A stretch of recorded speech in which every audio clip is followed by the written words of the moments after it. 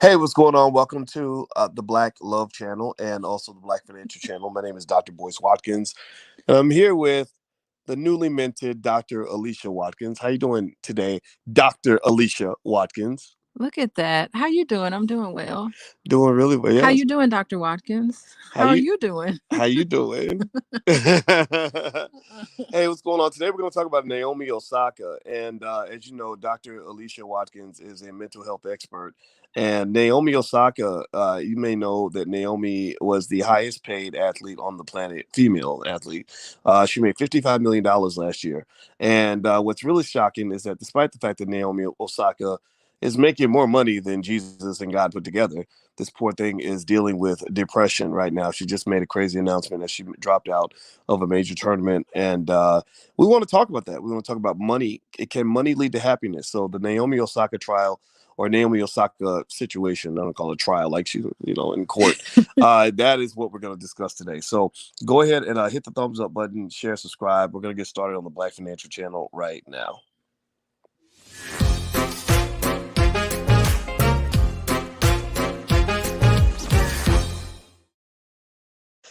Hey, what's going on, guys? Welcome to the Black Financial Channel, and also we're simulcasting on the blacklovechannel.com. My name is Dr. Boyce Watkins, and I'm here with Dr. Alicia Watkins. Do you feel funny when we say that now? Since we just got married. No, But I've been saying it in my head for a while. have you really? Yeah, we've been engaged forever. The pandemic Holy crap, for a that's so while. So crazy. it's like I feel like we've been married a long Yeah, time. yeah, we just got married, y'all. Yay, hooray for Black Love. Everybody type hashtag Black Love in the chat. Finally. Yes, Finally. yes, yes, and and I Hmm. and I tell you what, I really would love to sit down with the poor little boys who called me a simp because I was That madly really in love with a curvy, sexy, intelligent black woman. So I'd like to sit the little boys down and because they ain't had no men in their lives. They never learned how to be a man. Poor things. you're really affected by that.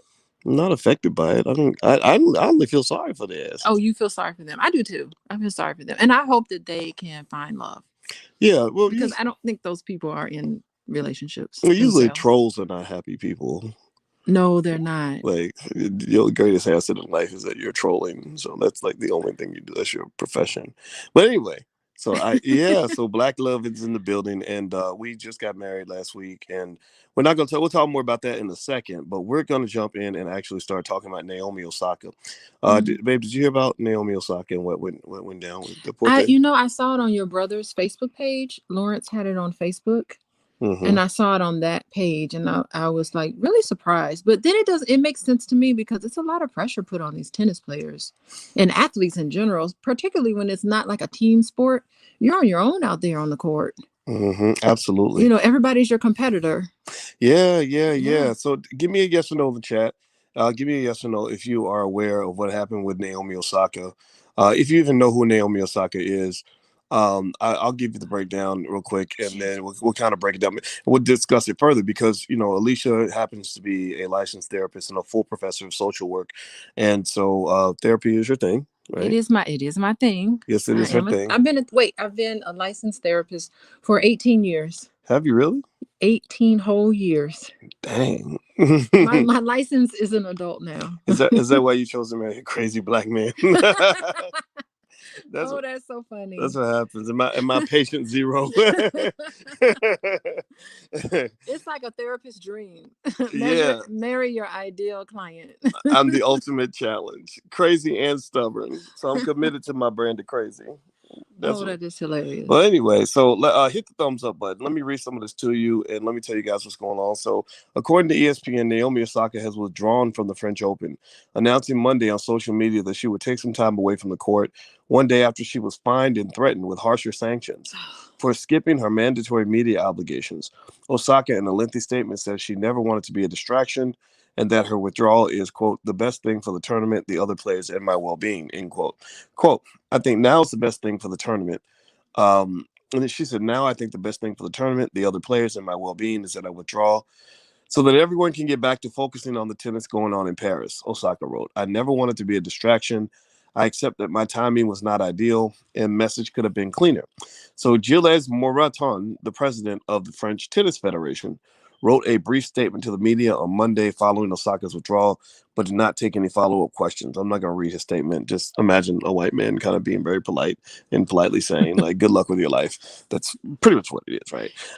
I mean, I don't know. Wait, well, anyway. So Osaka, who's 23, also revealed that she's experienced depression and anxiety since winning her first major at the 2018 U.S. Open. She's since winning the first major. That's kind of interesting.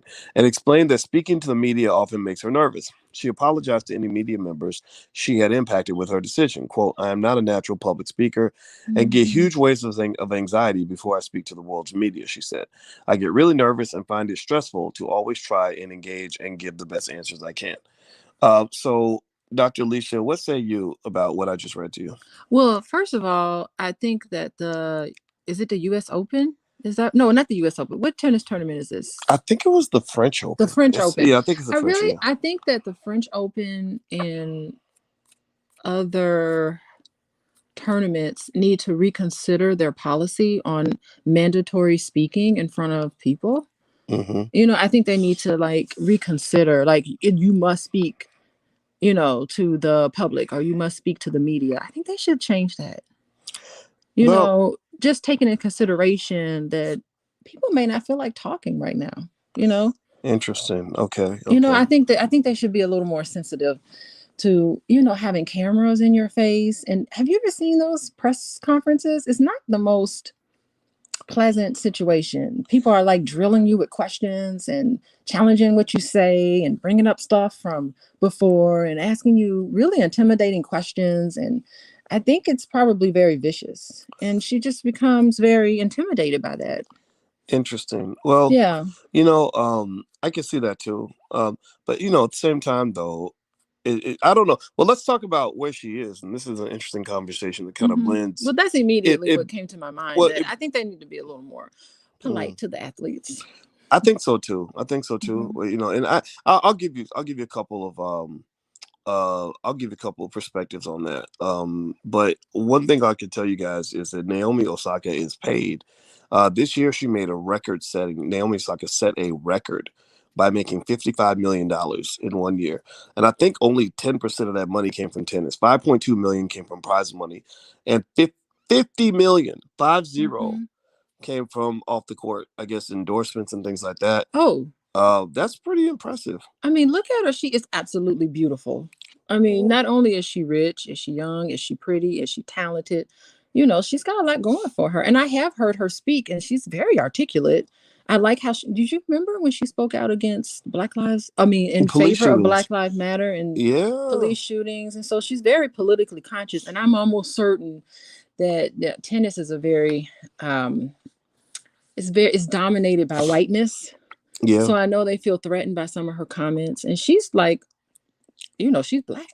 Well, even though she's mixed, half Japanese. Half Asian, half Black, but she definitely embraces her Blackness.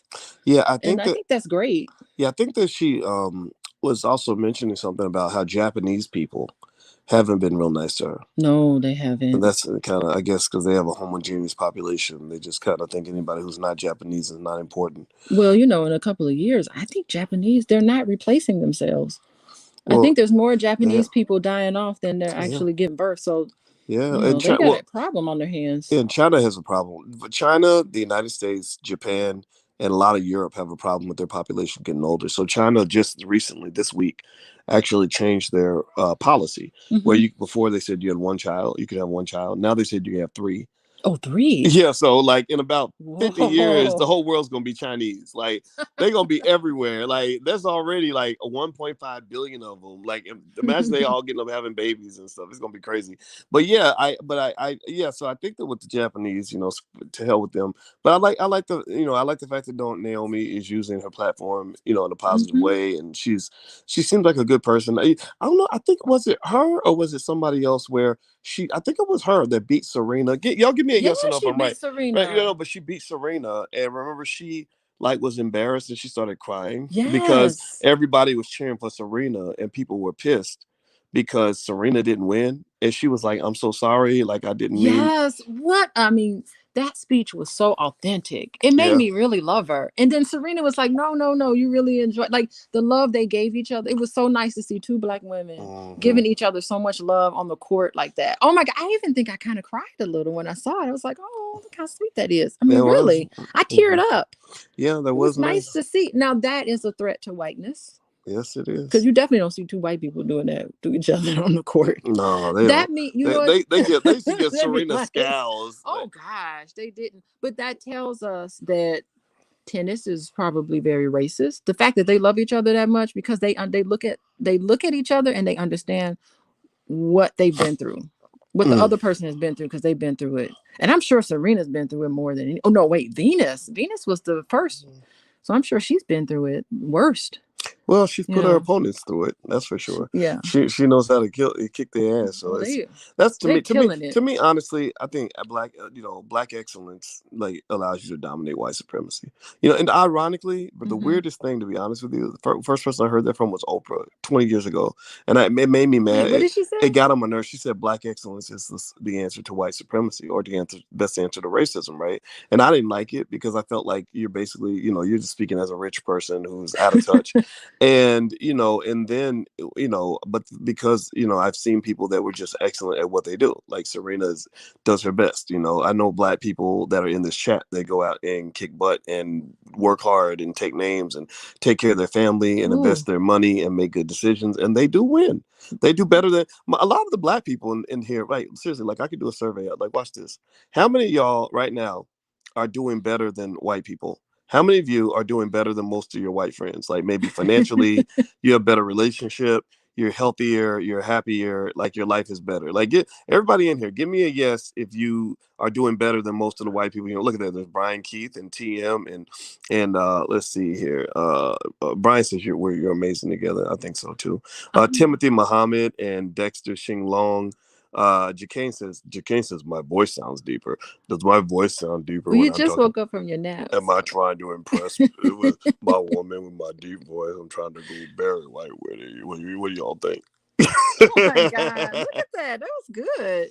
I know. Look I at got. I you. got. I got to show out for my woman. You got the face for radio. I know. Isn't that what they say? It's I'm funny. flexing with my No, throat you got a muscles. you got a good voice for radio. You think so? I don't think so. You got a good face for radio too. Oh well, thank you. Good face for Just radio. being funny. Okay, wait.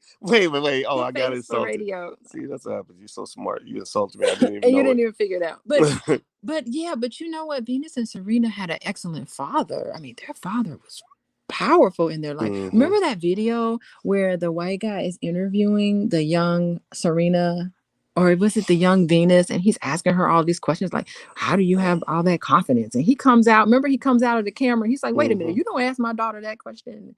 And he kind of like stands up for her, like, don't Yeah. ask.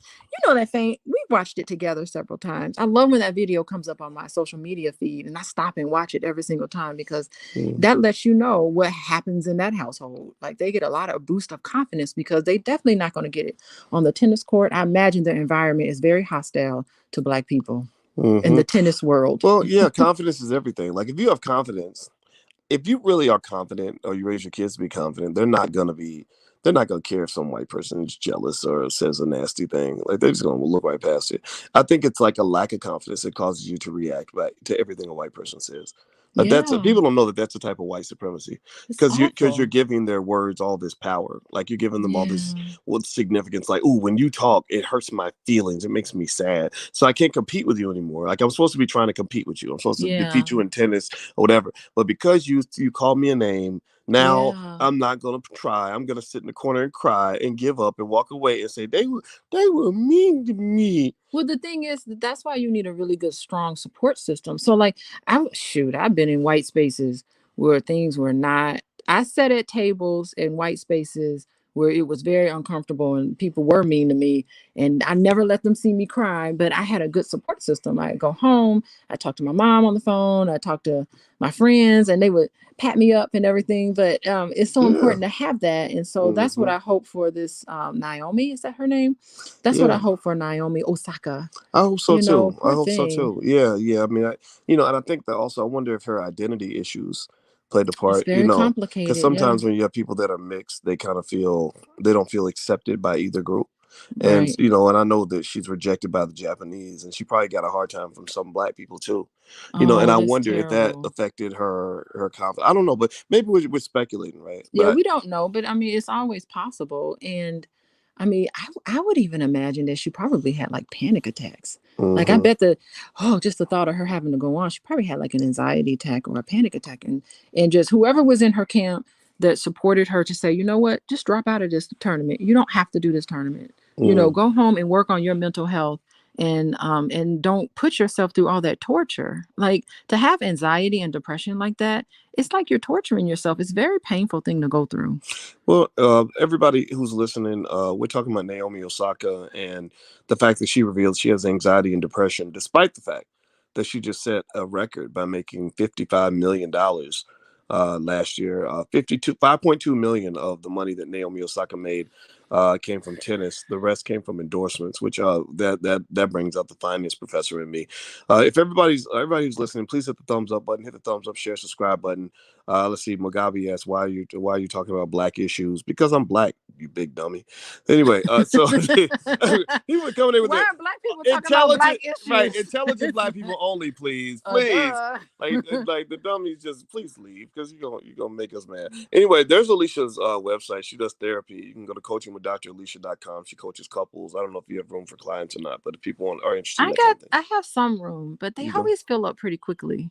Yeah, So yeah. You stay pretty. You I stay, don't want to overwhelm myself. I try to like make sure I have like the right amount where I can give everybody all of my attention and do a good mm, job that's because important. I'm a Watkins. I'm carrying the Watkins name now. Mm, So I'm gonna make you that's right. proud. That's right. Don't you embarrass the family name, Doctor Gotta do Watt, my best. Doctor Watkins, Doctor Watkins.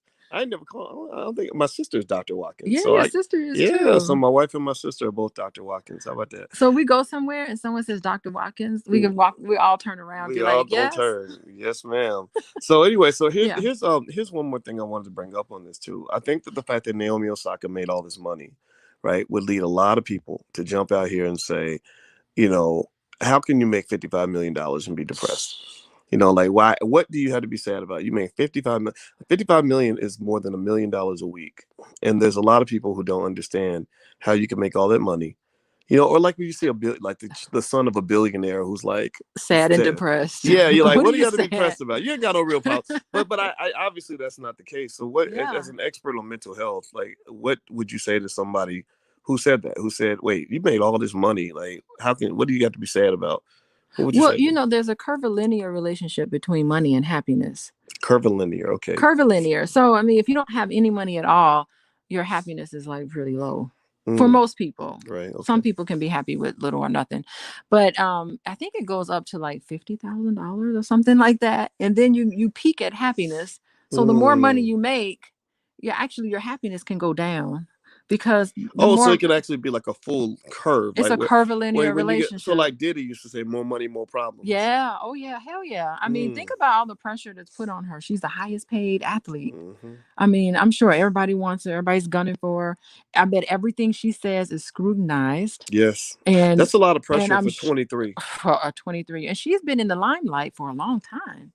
So Yeah. I couldn't even imagine. And just everything you do, everywhere you go, can you imagine there's probably cameras in her face taking pictures and She can't have normal developmental experiences. Like she can't just date some dude and have a bad relationship, do some crazy stuff, key up his car. she can't do any Like, of that. We like all know that about it. right. Okay, Yeah. okay. And I mean, I played tennis. I don't play tennis professionally, You but play I have tennis? played.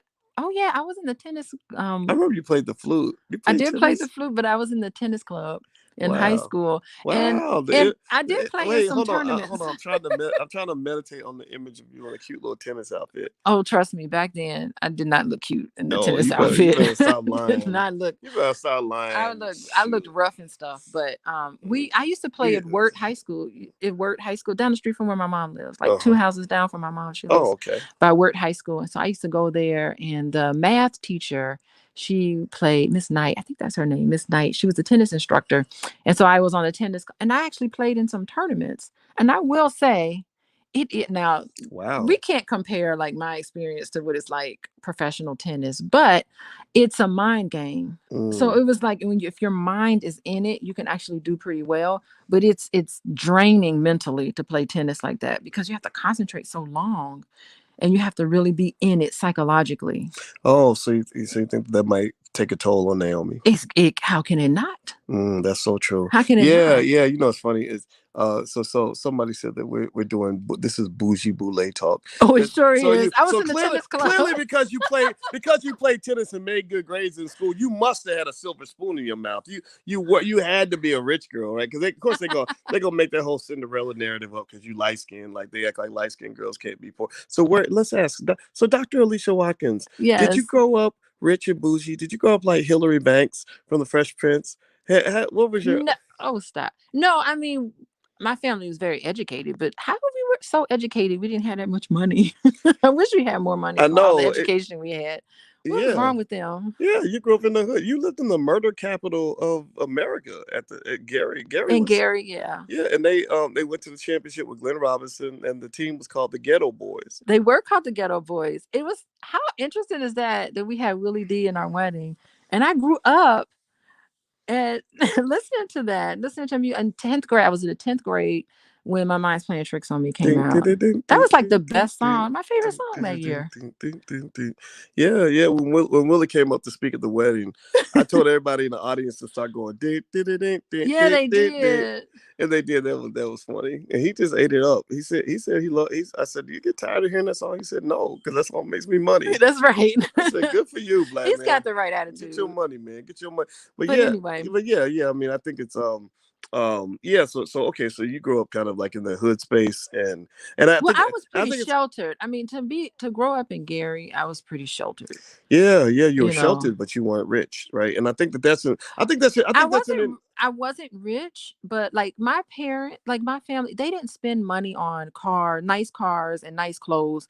They spent money on private school. So I okay, did go to private school. right, yeah.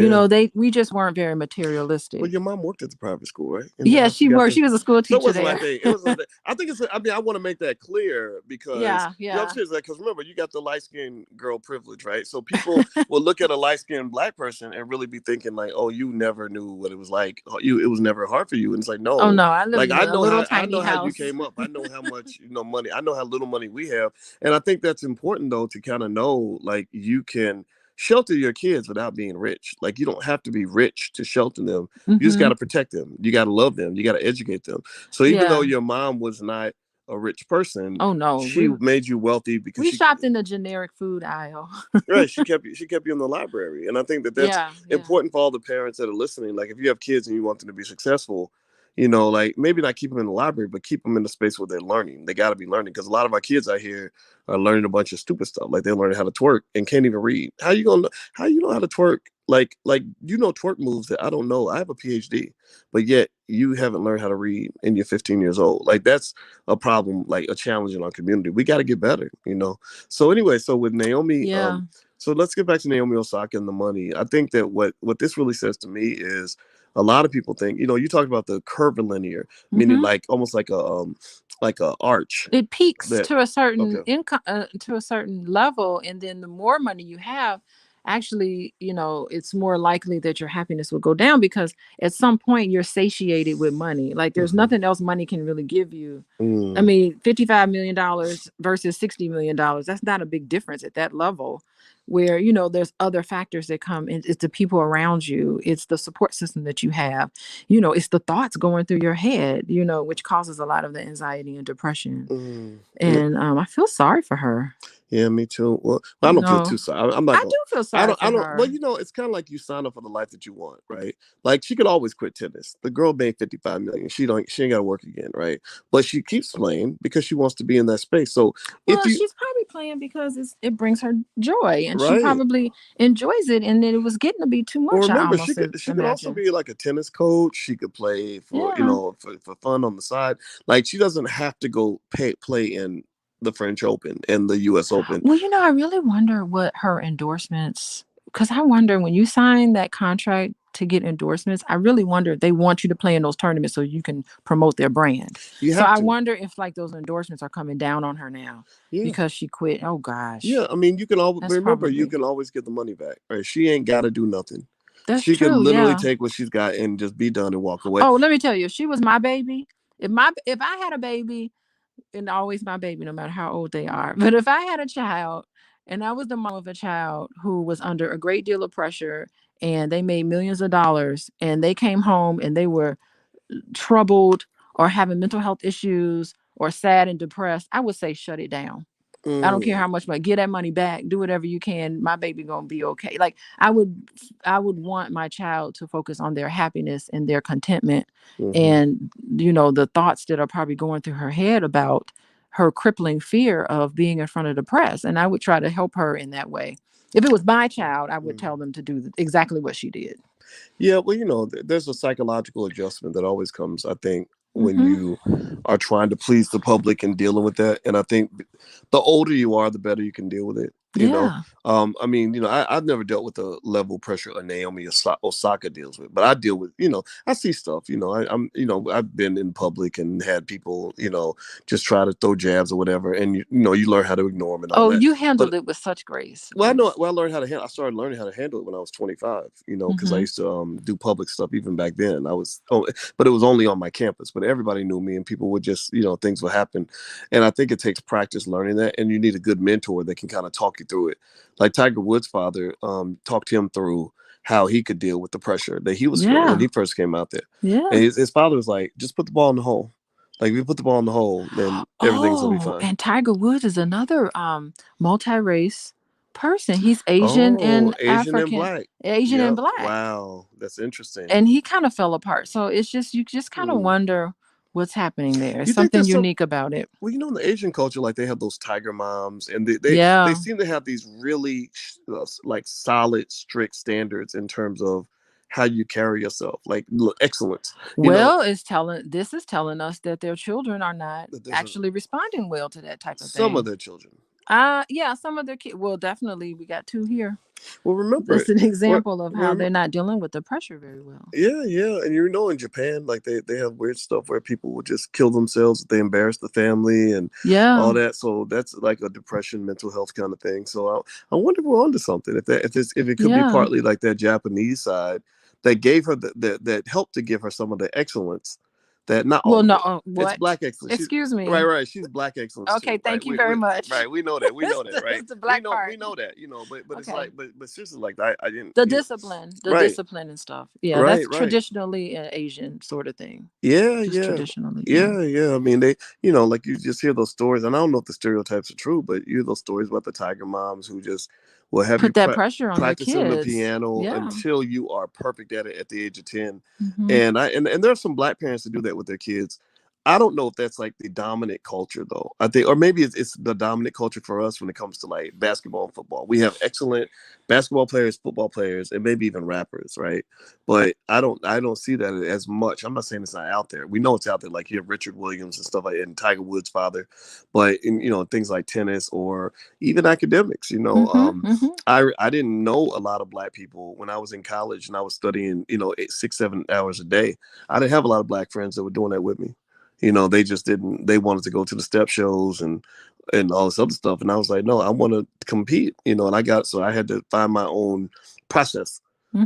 Hmm. so, but the thing is, you're right. When you are pushing for that level of excellence, I think there can be, you have to have your mental health right because what can happen is your view can become distorted. Yeah. where you're aiming for a level 10, and when you hit a level Hmm. 9, you're like, I'm a failure, but you're Well, not a the thing failure. is that to be good at tennis, to be the best at tennis, you have to always focus on your mistakes and how you can fix it. Yeah. Here's the mistakes, and I need to fix this. You know, so it's almost like you strive for this perfection, this level of perfection that you're human and you can't be perfect. So you know, and you can Mm. never strive to perfection. And how you deal with failures. Hmm. That's a good point.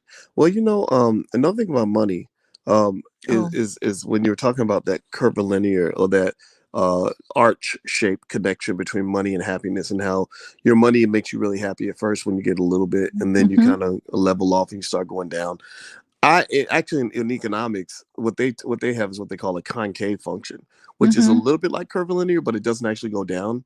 What it does is it keeps going up, but the amount that it goes up, like that extra dollar, like when you go from making 10,000 to 20,000, your happiness goes way up. But when Hmm. you go from making like 1 million to 1 million plus 10,000, your happiness goes up only a little bit because you already Or got at a. all, if at all. Right, Very right. It can incremental. get flat. Yeah. Yeah, yeah. And that's really true. They call that the law of diminishing returns, Yes. Yeah. diminishing marginal utility. And so you basically are getting like that amount of happiness you get from a little more money is going down. So I think with Naomi, and I think this is really true for anybody, like a lot of people in here, let me ask everybody in this room, give me a yes or no if you see yourself as a wealth builder. Type yes in the chat if you are a wealth builder. If you either have built wealth or you're aiming to build wealth and you're doing it consistently, put a yes in chat. All the wealth builders in the building, shout yourselves out. I bring this up because a lot of people who've never had any money live under this false idea that having money is just going to magically make you happy. And what I could really say is that It's I, you get to a point where you're like, okay, yeah, I can buy that car, I can buy that car, I can buy that house, I can buy hmm that, I can buy that Gucci belt, and it wouldn't set me back. But that don't make you happy. That hmm material stuff that people that don't have it, like when I didn't have it, I thought, ooh, if I get a bunch of money, I'm gonna be so happy. And then you get some money, and you're like, dang, I'm not, this ain't doing it. So the money is like a tool. It gives you the opportunity to pursue happiness a little bit better. When we was talking to Taylor, our 10-year-old, about inalienable rights, life, liberty, and the pursuit of happiness, hmm I told her, I said, financial security allows you to pursue happiness, but it does not give you happiness. It only gives you the opportunity to pursue it. Well, if you don't have your mind right and you don't have your situation right, you get money and all you're gonna do is more stupid stuff. Oh like, yeah. Oh like yeah. you were doing stupid stuff, but at a small scale, and you get money and you do stupid stuff at a big scale. Well, So it's like you have to get right. yeah, yeah. If you a broke asshole, you gonna just You become a gonna be rich like a asshole. rich asshole. You're gonna be a big, gigantic asshole. Yeah, that is so true. Yeah, and it's like, and I was talking to Taylor about that. I was like, no, like happiness means you have to have knowledge of self first of all. In my view, this is my armchair analysis of happiness, and maybe you can give me your take on it because you are the mental health expert. But I thought a lot about happiness because I wasn't Hmm. happy when I was younger. I had to learn how to be happy, and I said, not happiness. I told Taylor, our 10-year-old, I said, happiness comes in three forms, right? To me, first, knowledge of self. What Hmm. makes you happy? Most people don't even know what makes them happy because they're too busy following the crowd. They're too busy trying to keep up with the Joneses, trying to Hmm. follow trends, trying to do what everybody else is doing. So they haven't even taken the time to maybe meditate or spend time alone to even figure out what makes you happy. Two is you got to find out where the happiness is. So if you figure out something that's going to make you happy, you got to find out, okay, where do I go? Like, does that mean I have to move to a different physical location? Do I have to change my life in a certain way, certain kind of Hmm. relationship, whatever? And then you have to have the ability to pursue the happiness. And that's why I told her about financial security. I said, you want to be financially secure because most people I know don't like their jobs. And I said, and they the reason they're unhappy in many cases is because of racism and discrimination and microaggression, everything we deal with at work, that's directly linked to mental health issues and depression and sadness in Black people, right? Hmm. So I said a lot of them can't pursue happiness because they have to go to work. And unless Mm. unless you're lucky enough that happiness is at your job, Okay. so I said, so I Hmm. told her financial security gives you the opportunity to pursue happiness because you don't have to Hmm. waste your time doing things that are going to make you unhappy. You can do whatever you want that's going to make you happy. Money Hmm. does not get in the way. I Hmm. think that's a pretty cool model for happiness. I don't know. What do you think? Yeah, I think that's a great model. And what I tell a lot of my clients that I work with, I don't really use the word happy. a lot Really? because Okay. you can't ever be happy all the time. What I try to tell them is that, it's funny because when I talk to them, I say, how content are you? I use the word So what's the content. difference between being content and being happy? Content means just being okay with where you are. Okay. Because so many people strive for happiness. You can't be happy all the time. Mm, It's impossible. You're going to be happy. You're going to be sad. You're going to be scared. You're going to be joyous. You're going to have all these things. Happiness is something that's going to ebb and flow. mm, But through it all, how you rise above it is just be content. Be content with whatever you feel. So that's what I tell interesting. a lot of my clients. Okay, so you had a bad day and you're feeling kind of sad. You're supposed to be sad when sad things happen. It shouldn't stay with you. If it stays with you, then that's depression. But sadness, there's nothing wrong. There are so many people who are just afraid of emotions, and Interesting. so I try to talk to clients about just being content. Be content with where you are, whether you have $5 in your pocket or whether you have $50 in your pocket or $1,000 in your pocket. Be content. And that was something that was instilled upon me as a child because I didn't have a lot of material things. I had a lot of love as a child. I grew up with a lot of love And a lot of and a guidance. lot of, I sort mean, of a lot of you had guidance. good guidance in I terms had of pretty good good, examples. I good, mean, yeah. your dad was a It was, college professor like me, yeah, he was a college and professor. your So mama we was were a school doing teacher, pretty so it's pretty good. okay. But my mom was a school teacher. But what was stressed upon me was just be content with what you have, and not Mm, say, oh, if I get this, then I'm going to be happy. So you're just waiting around for this to happen to be mm, happy. But just having that basic level of it's okay. Okay, we're shopping in the generic food aisle, but that's okay because mm, I have a lot of love and a lot of encouragement. I didn't eat a lot of fast food. I didn't eat a lot of junk food. That was good. I have a nice warm hug anytime I wanted, growing up. So that was one thing that was materialism and being happy with things that are external to you. So my happiness or people's happiness shouldn't be contingent on what's happening on social media, what's happening outside of me. You should be content on the inside. And that's what I mm, work with my clients with because bad things are going to happen. Terrible things are going to always happen. That's a guarantee in life. You are guaranteed that something excellent will happen to you. You are guaranteed that something less than ideal will happen to you. But you have to be on the inside very content no matter what mm. and go with Wow. the flow. Okay, okay, I dig that. I like that. That's good stuff. That's good analysis. Mm-hmm. Well, that's a good breakdown. Well, I wish Naomi Osaka the best. I think that when you got 55 million that you made last year, you have a right to do whatever you want, and she had a right to step down, and now they have a right to pursue whatever consequences they want, right? Like Yes, so, and I think they shouldn't come down on her hard. I mean, that's a mental health issue is almost mm, like you broke your ankle and you have to sit out. Like they mm, really should treat it like that. I personally feel I'm an advocate of having good mm, mental health and not having to be in pain and suffer. Like mm, you don't want somebody playing in your tennis tournament. Can I say that? turn this Tennis tenement, tournament. turn this You don't tenement. want someone playing in your tennis tournament, suffering like that unnecessarily so. And it's crippling when you have to experience that. It's very crippling. And so it should Right. be treated like an injury. Well, I do My agree. brain is injured. Like, Well, I can't take it. I do agree, right? And I think the thing about being injured is that if you are injured, if they paid you money to play, they might take that money back, right? Depending on the term. Like business is business too, right? Like if I agree to do something and you pay me, $10,000 to paint your house, and Mm-hmm. I say, well, I'm depressed today, and I've been depressed. I can't paint your house. Then you have a right to say, well, okay, well, just give me my money back, Mm-hmm. and and it's all good.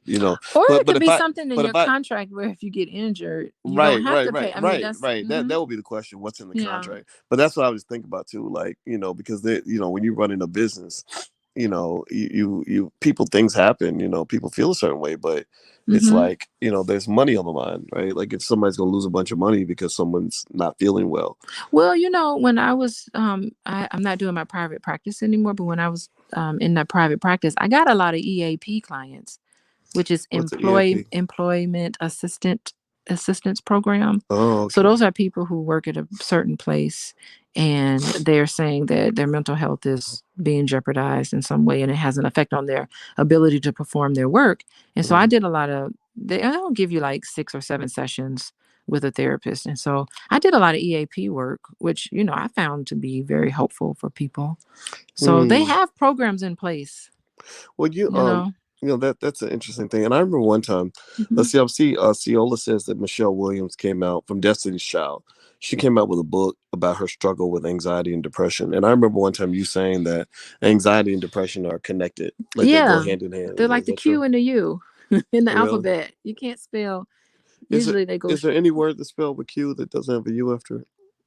I don't know, not many, Oh, okay. if any. Yeah, yeah. Well, the thing is that a lot of black women have to struggle with anxiety and depression, and they. Yeah, look at all the things we have to Hmm. put up with and go through. And we're this, black women are the center of the family. Everything rests upon them Hmm. a lot That's of true. times. And, they make sure that Nate their says, husband is okay. Mhm. oh, please continue. What do I'm you sorry. say? What did they say? Nate says the word quiet is spelled without a U. But Quat. please Yeah. continue. But you were saying I something said very there's not important. many. What is a quat? Like a quat? I Like don't that know. piece of fruit, We have to the real Google it. tangy We fruit. all got access to Google. I'm sure we'll all know the answer to this question in 30 seconds. Okay, someone will say, what is a quat? Yeah, I'm It gonna sounds like a cuss word in another language. quiet you, man. You quat. Get the quad out of here. Quat your ass down. That lady is a quat. Oh, that sounds so nasty. Don't call me no quat. I don't want to be called a Oh, quat. wait, here's one. You want some quat? Cardi B. You want to come get some quat? I don't even think quat's a word. No, quat. It's spelled. No, there's a word KHAT. I don't think quat is. It's Let QAT, me see quat, here. Words with without the U. Q without you. Here we go. Hit the thumbs up button, by the way. We just clowned right now. Okay, so that's the word sync, CINQ, Oh, it ends. quadi, QADI, quaid, QAID, quads. Oh, so quad is so I guess quads, but it says plural quads, not quad. What does that mean, quats? Look, but actually there's 47 words, Q words without the U, according to Word Finder. Okay, well, I stand corrected. Well, but actually some of the words, not all the words start with Q though. Oh, they end with Q. Yeah, like there's words like Kawali, QAWWALI. Oh, it just has a Q in And it. Kentar and Tariqat, like Tariq Nasheed's name, Tariqat, Tariq TARIQAT, Nasheed. but it doesn't start with Q. Wait, he's got that documentary out now. Yeah, I Buck want to Breaking. see that movie. Yeah, we gotta watch Buck Breaking. How can we see it? I'm sure we can find it somewhere. We'll find it. Okay. Yeah. Well, Anyway. I'll text Tariq and see if we can get a copy. Yeah, text him. Do I a want to screening have or a something. copy. Yeah. I'd like to do a Buck Bacon screening at some point. Maybe Tariq will You let got us to bring back movie night. put some money in his pocket. Yeah. Well, we can't do it digitally though. Tariq doesn't want his movies shown digitally. No, I respect that. So what I'll do? Oh, okay. Yeah, I'll probably grab that. it. That makes sense. I mean, you put all that effort into that movie. Yeah. Well, I'm really proud of his filmmaking because he makes they're black movies and about black topics, and I want to see black people building and developing industry. What we really got to do is train our kids to have businesses that can employ black people. Like a lot of people have businesses where it's like one person who's making a lot of money, but it's not something where there's a whole team, like there's 10, 20 people, and so that's one of the things I'm proud of, like with Boyce Watkins Enterprises, is that there's a lot of people that have benefited financially, and also we put so much money into Dr. Claude Anderson's Powernomics Corporation and the Harvest Institute, and the things, we have our foundation, the Dr. Boyce and Alicia Watkins Foundation. We do have a foundation. Yes, we do, and we're when are we gonna dish out some money from our foundation? Well, we'll dish some more money out this year. This year? Wait, we've already given money. You mean 2021? Yes, we're gonna give money. Who do we give money to? Well, I did give some money to King Randall School down in Georgia. Did that come from the foundation? Please, I didn't know that. I didn't talk to you about it. Yeah, and also I'm the president of this foundation, and you're giving money away from the foundation. You didn't. Don't be pouring all our family business out here. You're supposed to tell me. But yeah, and I gave some money to what was it? Who'd you give money? The school Freedom Home Academy International in Chicago. Yes, I remember that. Now that I knew about. Yeah. There's some other schools out here I want to help support. There's one in Louisville. Well, we'll talk about that later. Yeah. Anyway, there's so many other things to talk about. But yeah, so I think the bottom line is this.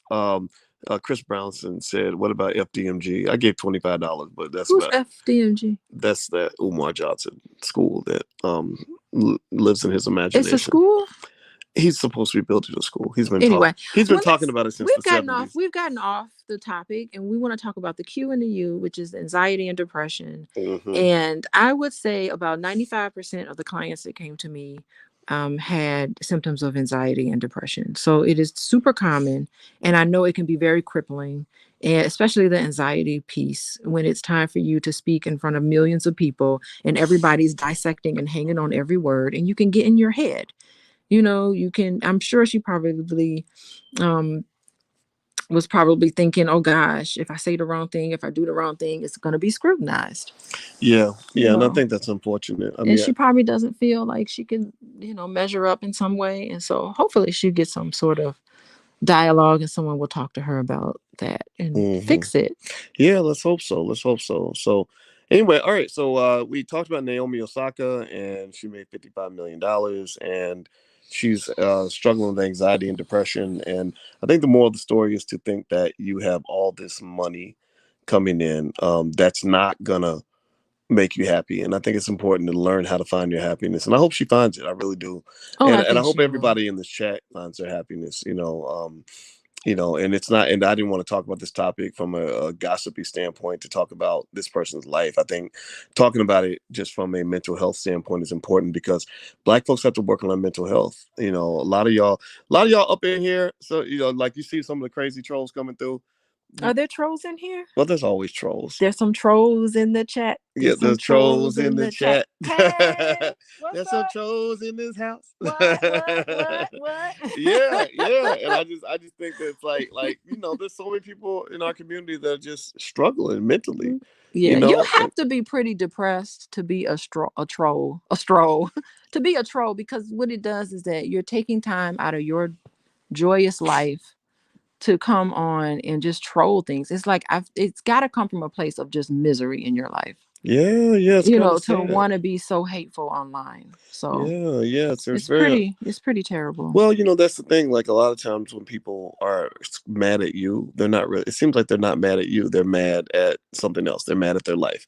They're mad at their father. Something's not quite right. Yeah. Or like even I think even Steve Harvey actually said something that was, I think it's generally true, that you rarely get hated on by somebody doing better than you. Like if they're doing good and their lives So you are think happy, it's like extension of jealousy or envy or something? it's all of that. It's like, that's interesting. I'm pissed off that I don't have what you have. Or I hate whatever. the world, and so I hate you Like because like you're happy, and I wish I was happy. So I'm not. And I'm gonna piss on your happiness so that you'll be miserable like me, and then I'll feel like we're even. And it's the sad part about it is that they don't piss on our happiness. Like our happiness is not contingent on what other people think. Well, you gotta have an umbrella.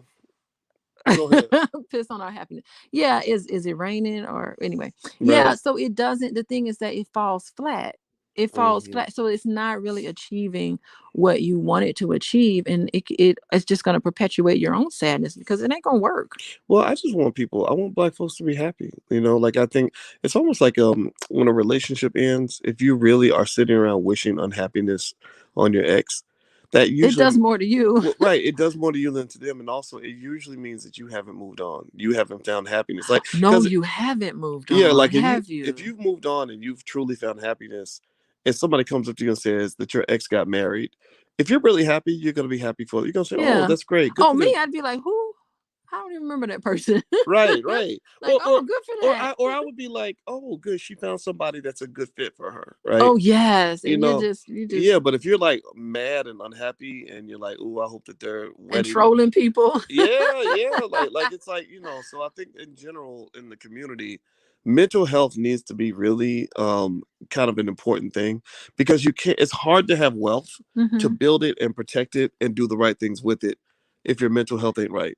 Like if you're crazy and you get a whole bunch of money, you're gonna do crazy things with your money. Right. You're gonna spend when they say what they say health is wealth, because if you don't take care of your health mentally and physically, if you don't take care of your health, you'll lose all your wealth trying to get your health back.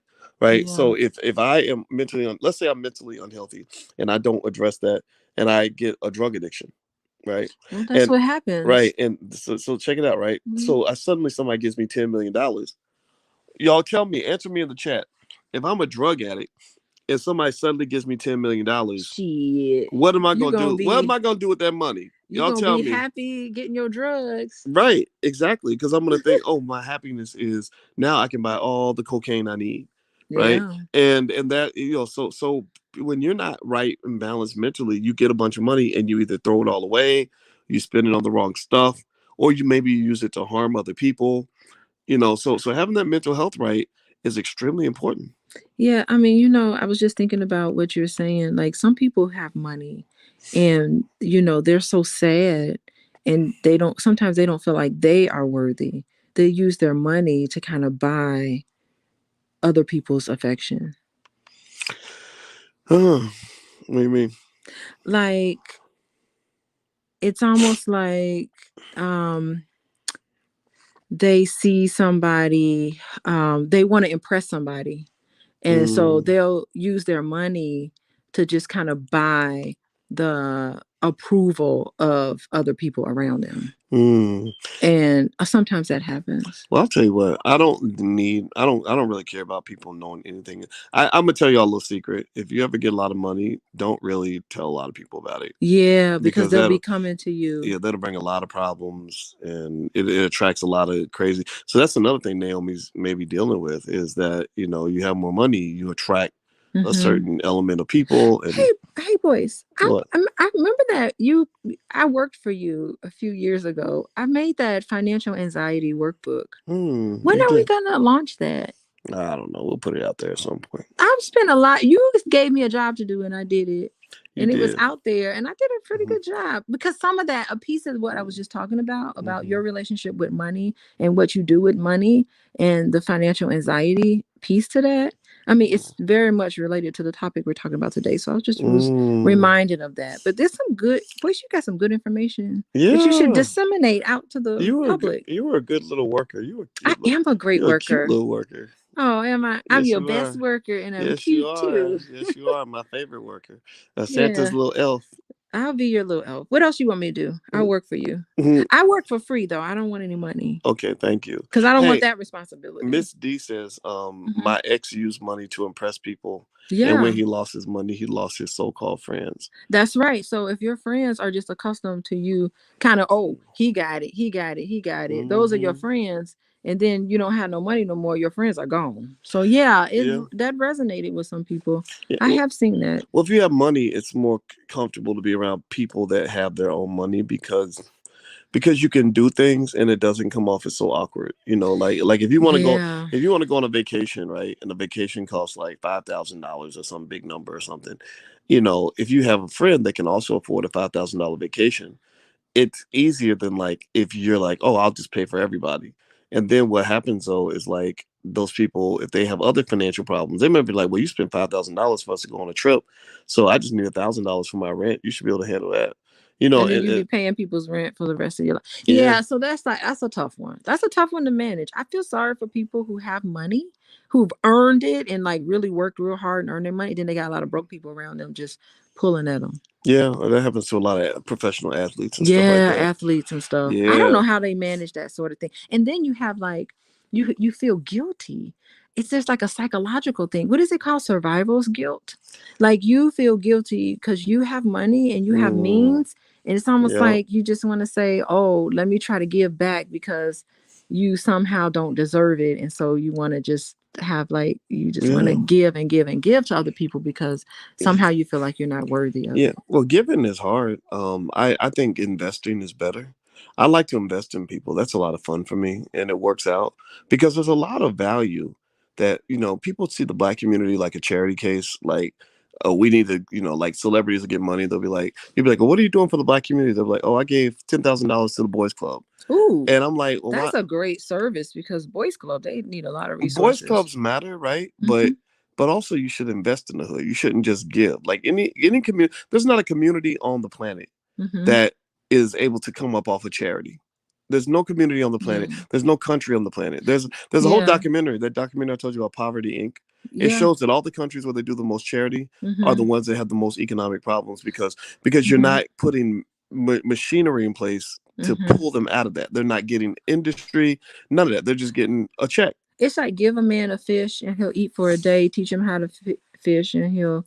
eat forever or something like that. That Yeah. saying. Yeah, that makes perfect sense. And it's always good to, like, when you invest in people, like, it's always good to make sure that you're investing in, like, something they feel passionate about, you Or just know, and investing in whatever, and like just mhm. giving them a, like I love giving, like I don't really, I like when I'm able to give somebody a job, Oh, that's and so great. because when I can give you a job and you do your job well, you're helping me and I'm helping you, and you don't Yeah. owe me nothing because that's just not charity, and I don't have to carry a deadbeat. I do not like carrying deadbeat people, I right? know. It's So really, and it puts you in a hard position if it ends up being like, if it doesn't work out, you can just be like, I'm happy that I was able to work with you. And if it does work and they do great things, what a good feeling you're going to get knowing that you played a part in helping other people do well. absolutely. So I think it's like it goes very far. Yeah, yeah, yeah. So, all right, everybody, Hmm. do me a favor. Can you hit the thumbs up button? Hit the thumbs up, share, subscribe button. And Dr. Alicia and I, every now and then we come in and do commentary on the Black Love channel. Also, if you want to see video and pictures and stuff on the wedding, we have some of that stuff up there. The URL's on the screen, theBlackLoveChannel.com. If you believe in Black love, if you believe that Black relationships are important, we want to help carry the flag for that. There's other people that do similar stuff, and they're good at it, and we want to contribute to that pot.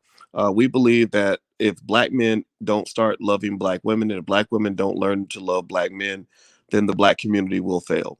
We need our families. We need to love each other. We need to build, and you can't do it by yourself. It don't work. Being a lifetime baby daddy ain't the way to do it. That's a good way to be broke, or being a lifetime baby mama is a good way to be broke. So we want to help Black folks prosper and to win. So let's set an example for the kids. Let's show them what Black power really looks like, and Black power starts with Black family. So the blacklovechannel.com, the URL's on the screen. Please, please, please make sure you go subscribe to the blacklovechannel.com. We'll keep regular stuff coming out that we think you'll like. Also, if you're interested in taking a look at Dr. Alicia's platform, it's coachingwithdralicia.com. She is a licensed therapist and a full professor of social work, and she sees clients and has courses on how to have intimacy with your partner. She's doing a premarital course, all kinds of stuff. So feel free to go take a look at coachingwithdralicia.com if that's of interest to you. So thank you guys. Have a good night. And Alicia, would you like to say goodbye? Yes. Thank you, Boyce. I want to say thank you for bringing me on Yeah. your platform. I think that is Mm. wonderful. I love coming on here. I like talking to you. I Mhm. like getting into your brain to see what you're thinking. And I just want to say, oh, you know what? I want to say thank you to everybody who sent us wonderful congratulations. I cannot get back to Yes. everybody, but yeah, I Yes. was overwhelmed by the positive, overwhelming support. Yeah, Yeah, it was it was great. wonderful. Yeah, there were so many people, and I was so appreciative, and it was really awesome. It was nice to be able to help create a conversation about where do we go from here. Like, what does being grown in Black look like, and how do we create an alternative conversation beyond some of the other stuff that's out there, right? Well, I That's want not so great. Yeah, right, right, right. We're not going to talk about that. Uh-huh. I'd like to see young people kind of see something that represents structure and power, and Hmm. stability, right? And I think family is the core to that. When they took away our families, white supremacy did a big number on us. Yes, they did. That's how. If you ever want to weaken a community, just Hmm. kill the families. Yeah, but it only worked temporarily. We coming back strong. Dang right. That's right. It ain't gonna work. Yep, that's right. Everybody put B1 in the chat. Hashtag B1 if you know what we're talking about. We building for the future. So God bless everybody. Have a good night, and we shall speak to you soon. Take care. Bye bye. Peace.